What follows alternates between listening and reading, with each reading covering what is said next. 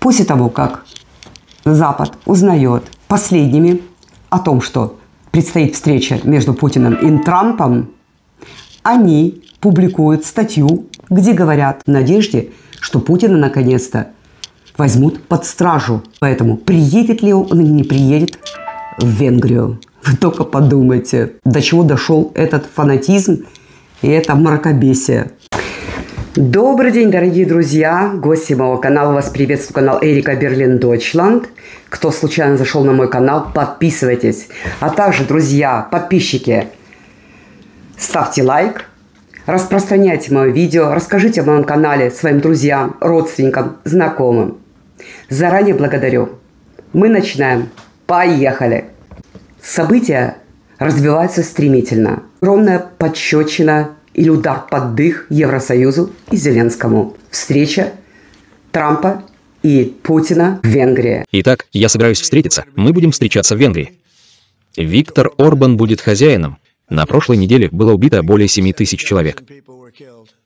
Это возмутительно.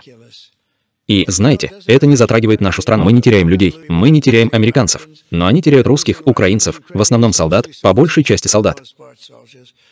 И мы думаем, что остановим это, надеемся, что остановим. Я думал, что это будет из-за моих отношений с президентом Путиным. Я думал, что это будет очень быстро. И получилось иначе. Кто бы мог подумать? Хочу заметить, именно Трамп был заинтересован и настаивал на встрече в Будапеште с Путиным. Евросоюз уже сейчас, узнав о встрече в Будапеште, делают вид, что заранее эта встреча будет провалена и саботируют эту встречу. Но самое главное – это Европа, которая, узнав последними о встрече Путина и Трампа в Венгрии, обсуждает, будет ли Путин, они обсуждают, что будет наконец-то мир, они обсуждают, возьмут ли Путина под стражу. Пишут просто, я не могу по-другому сказать, дебильную статью в газете. На Путина действует до сих пор ордер на арест. Покажу статью, о чем написала немецкая газета. Это просто трэш. Путин, разыскиваемый по международному ордеру на арест, будет арестован на встрече с Трампом в Венгрии. Эта новость потрясла мир. Президент России Путин и президент США Трамп хотят встретиться снова, на этот раз в венгерской столице Будапеште. Но возможно ли это вообще? Потому что против Путина все еще действует ордер на арест Международного уголовного суда. На международном уровне ситуация с юридической точки зрения ясна. Ордер на арест Путина был издан 17 марта 2023 года Международным уголовным судом в Гааге и основан на обоснованном подозрении, что Путин несет ответственность за депортацию украинских детей в Россию. Это так, 124 страны, которые присоединились к так называемому Римскому статуту Международного уголовного суда, должны немедленно надеть на Путина наручники и арестовать его, если он вступит на территорию их страны. США, Россия, Украина и Китай к ним не относятся. Фантазия. Если бы только бы Путина арестовали в Будапеште, тогда сразу бы несколько орешников полетели бы в Будапешт. Или даже атомные ракеты. Это было прямое объявление войны и подстава. И никогда Орбан не пойдет на это. Ни за какие деньги журналистки могли бы заключить Путина под стражу. И что? Это что произошло? Бред сумасшедшего. Даже если самолет Путина будет перехвачен, например, если это произойдет над польским международным пространством, это тоже будет объявление войны. Даже если предположить арест Путина, это была бы катастрофа для самой Европы. Но, к счастью, Венгрия – это противоположность всех подстрекателям войны. И, кстати, друзья, Нетаньяху тоже разыскивается Международному ордену на арест, но его тоже не задерживают. И СМИ не судят об этом. Я уже в прошлом видео говорила. Типичные двойные стандарты. То есть двойная мораль. Еще в 23-м глава Старт от премьер-министра Орбана Герли Голц сказал, что Путин не будет арестован, если бы он приехал в Венгрию. Для исполнения приказа в Венгрии нет правовой основы. Страна, хотя и подписала Римский статут как основу, но он не включен в венгерскую правовую систему на основе венгерского юриста. Не должны быть арестованы. Во время двухнедельного визита Путина в Венгрию, то есть формально еще по обязательствам, согласно. Переформатированное правительство теперь имеет суд в Гааге, но это политический суд. Начало было наполовину серьезным, и теперь дело в том, что с ордером на арест израильские. Премьер Нетаньяху в апреле, где постановления Международного уголовного суда не исполняются. Я уже сказала, что Зеля и наш Европейский Союз встреча не была согласована, потому что они хотели, чтобы ее саботировали. До последнего момента, даже когда Зеля приехал на встречу с Трампом. Зеля сейчас в настоящем шоке. Посмотрите. Зеленский был удивлен, узнав, что президент США Трамп только что провел телефонный разговор с российским президентом Путиным, когда украинский чиновник в четверг вечером приземлился на американской земле. В то время как ему пообещали встречу с Путиным, Трамп должен встретиться с ним в Венгрии в течение нескольких недель. Зеленский был совершенно неподготовленный. Это показывает, что Трамп играет двойную игру. На самом деле он не хочет эскалации дальнейшего на Украине. Он и Путин с этой двойной игрой хотят обмануть весь мир. Трамп под давлением Евросоюза пообещал ракеты «Томагавк» успокоить Евросоюз. Они пошли на эту уловку, при этом он сам говорит, что это огромный шаг к агрессии. И вот внезапно запланирован новый саммит в Венгрии, обламывая весь Запад. Дональд Трамп выигрывает время. Именно поэтому они вчера говорили по телефону с Путиным.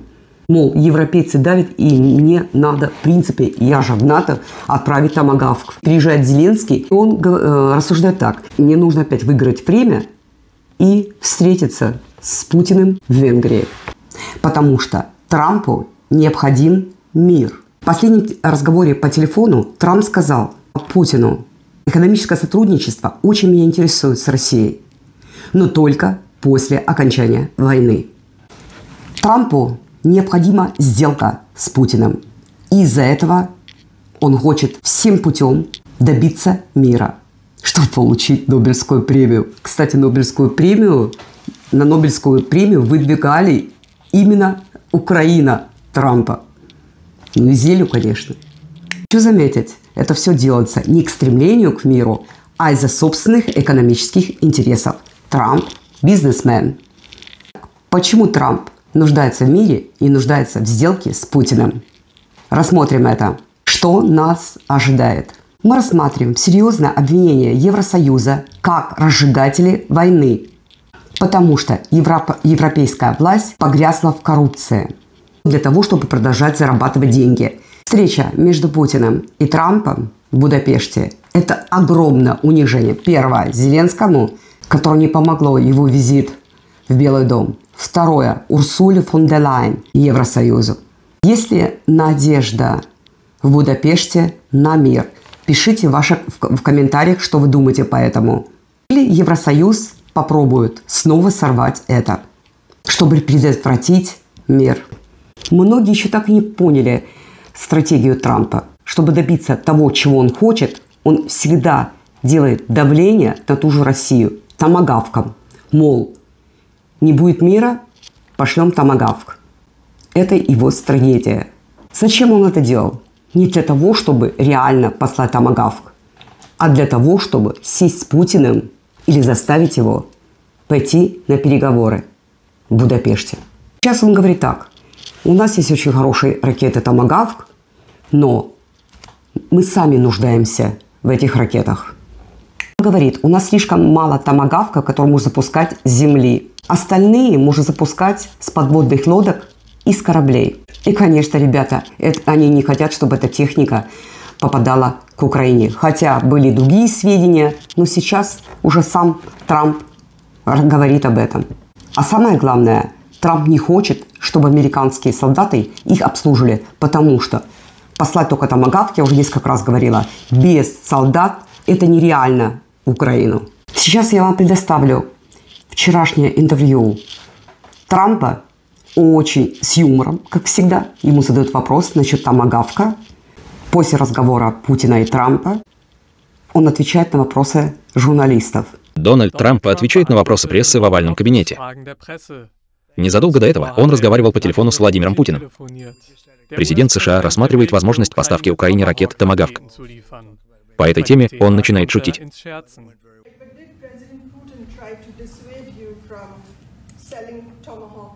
Well, of course, what do you think he's going to say? Please sell tomahawks? Is he going to say, please sell those tomahawks? I really appreciate it. Президент, прежде всего, заслуживает огромной похвалы за то, сколько времени и усилий он вложил в достижение мира на Ближнем Востоке, что все считали невозможным для него. Было много сомневающихся в президенте и его команде национальной безопасности, и они справляются с этим. А теперь, что касается войны между Россией и Украиной, они обсудили многие вопросы. Президент Путин поздравил президента с установлением мира на Ближнем Востоке. Они также, конечно, обсудили войну между Россией и Украиной. На следующей неделе состоится встреча их высокопоставленных сотрудников для продолжения этих очень важных обсуждений, за которой может последовать еще одна встреча между президентом Трампом и президентом Путиным. Я считаю, что президент вскоре опубликует свое собственное заявление по этому вопросу. Еще вчера Трамп говорил о поддержке Украины ракетами «Томагавк» с дальнобойными ракетами. Сегодня вдруг все звучит как дипломатия. Или это холодная покерная игра на высшем уровне? Разве Трамп внезапно не стал миротворцем? Или он с этим объявлением просто хочет оказать сильное давление на Киев и на Конгресс США? Позиции абсолютно ясны. США сейчас обсуждают новые санкции против России. Тем временем Белый дом размышляет, стоит ли действительно поставлять Украине крылатые ракеты «Томагавк». И именно это оружие может сейчас стать решающим рычагом. Трамп сказал в своем заявлении, что если Путин не хочет мира, то он очень скоро увидит, на что способна американская технология. Ясное предупреждение, выраженное дипломатичными словами. Но Путин заявил Трампу, что Россия готова решить конфликт в Украине политическими и дипломатическими способами. В то же время прозвучало предупреждение, что поставка ракет «Томахаук» на Украину станет красной линией, которая сводит на нет все предыдущие усилия по миру. Сначала может перечеркнуть. Таким образом, ясно, что обе стороны проверяют особенно вербальные и стратегические границы. А теперь ситуация становится еще более напряженной. Встреча в Будапеште должна состояться уже через несколько недель, в то время как он одновременно угрожает поставками высокоточного оружия. Даже в Киеве эта новость воспринимается смешанными чувствами. Ракета «Томагавк» занимает первое место в списке желаний Зеленского. Таким образом, Трамп оказался между двух фронтов. С одной стороны, Путин, который заманивает его обещанию закончить войну, с другой стороны, Зеленский, который наращивает вооружение и надеется на американскую помощь. Однако ключ кроется в словах, которые использовал сам Трамп. Он сказал, что когда эта война закончится, Россия и Соединенные Штаты получат огромные экономические возможности. Это может стать кошмаром для НАТО. Потому что Орбан, венгерский премьер, считается одним из самых близких союзников Кремля в ЕС. Короче говоря, эта встреча будет либо дипломатическим прорывом, либо геополитической катастрофой. Кремль в любом случае уже ясно сформулировал свое послание. Если США поставят томагавки, это конец любых переговоров. И именно это может сейчас произойти. Зеленский вновь будет настаивать на этом перед Трампом. Он рассматривает их как последний шанс остановить российское наступление. Но если Трамп действительно хочет мира, он вряд ли одновременно будет поставлять новые ракеты. Вот в чем заключается дилемма. Итак, ребята, это великий час, встреча Трампа и Путина в Венгрии для Орбана. Это триумф и унижение для фон дер Лайен, для Зеленского, для Макрона, для нашего канцлера. Не финансировали 3,5 года, даже больше 3,5 года войну, и зная о том, что проигрыш Украины, они не вернут эти деньги назад. И поэтому они идут другим путем. Они хотят продолжать эту войну всеми путями. Эти все разжигатели войны не отправят своих детей в армию, если, не дай бог, потребовалось. Не отправят своих детей, внуков в военную зону, но хотят вернуть обязательную военную службу. Это дипломатический успех Орбана, который говорил всегда с обоими сторонами, когда ему угрожали и закрывали ему рот. Можно видеть, как вся эта шайка разжигателей, бандитов коррумпированная. Доставляла недавно видео. Новые доказательства вины Бориса Джонсона, когда его подкупили миллионов фунтов для того, чтобы война продолжалась в 2022 году. Только что английская газета выставила стопроцентное доказательство его вины. Эти документы от газеты «Guardian», самой английской газеты, которая заблочила подкуп Борис Джонсон его классным другом. Трамп говорил Путину о немедленном экономическом сотрудничестве с Россией. Теперь он говорит только после окончания войны. Тем не менее, он хочет занять нишу торговли с Россией уже сейчас. Использует это как давление То есть аргумент для окончания войны, что мы будем потом сотрудничать экономически с вами, Россия. Трамп под давлением Евросоюза пообещал ракеты «Томагавк» успокоить Евросоюз. Они пошли на эту уловку, при этом он сам говорит, что это огромный шаг к агрессии. И вот внезапно запланирован новый саммит в Венгрии, обламывая весь Запад. Дональд Трамп выигрывает время. Именно поэтому они вчера говорили по телефону с Путиным. Мол, европейцы давят, и мне надо, в принципе, я же в НАТО, отправить томагавк. Приезжает Зеленский, и он рассуждает так. Мне нужно опять выиграть время и встретиться с Путиным в Венгрии. Невероятно. Орбан, тот человек, который в Европе называли черной овцой, европейские политики. Годами над ним европейские политики насмехались, изолировали, называли другом Путина и эхом Трампа. Называли даже проблемным ребенком Евросоюза. И вся эта Европа, которая смеялась над ним, вдруг стала тихой. Орбан делает то, что никто в Европе не осмеливался бы. Он превращает Венгрию в новую столицу дипломатии. Орбан сделал то, на что никто другой в Европе не осмелился. И как раз в тот момент, когда европейский истеблишмент с Марта до Макрона и Урсулы думал, что Трамп полностью на их стороне, он разорвал сценарий и передал свет софитов Виктору Орбану.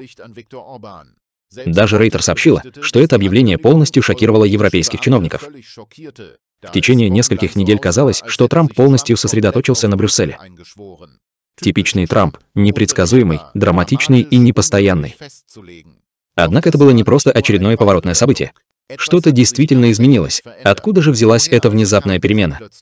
Это началось несколько дней назад на саммите в Египте, где Трамп лично похвалил Орбана и одновременно насмехался над нерешительностью Европы. You are fantastic, all right? I know a lot of people don't agree with me, but I'm the only one that matters. You are fantastic. He's a great leader. Именно этот момент стал поворотным, когда Трамп понял, кто действительно обладает смелостью действовать. Потому что, любишь ты его или ненавидишь, Трамп разбирается в сделках. И на этот раз он точно знает, с кем стоит заключить сделку. Диалог — единственный выход из этого безумия, повторял Орбан снова и снова. Венгрия — остров мира, микрофон опущен.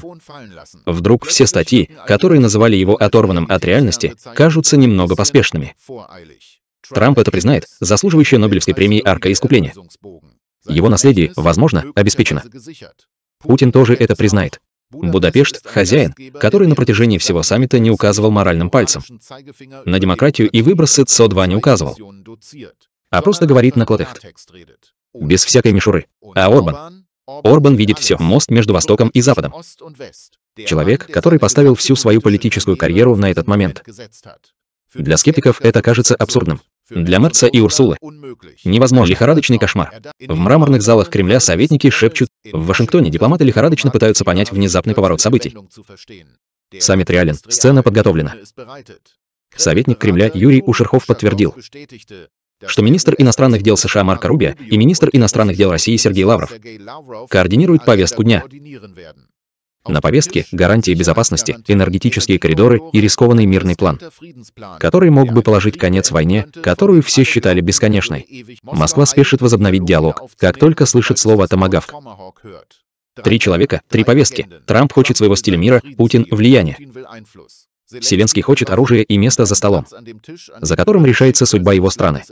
Весь мир сейчас думает о том, может ли эта маленькая страна изменить мир. К тому же еще унизить своих противников одним только ходом. Дорогие мои друзья, я прощаюсь с вами. Подписывайтесь, расскажите о моем канале своим друзьям, распространяйте мои видео. Не забывайте ставить лайк за мою работу. Всего самого наилучшего. Пока. Хорошего конца недели.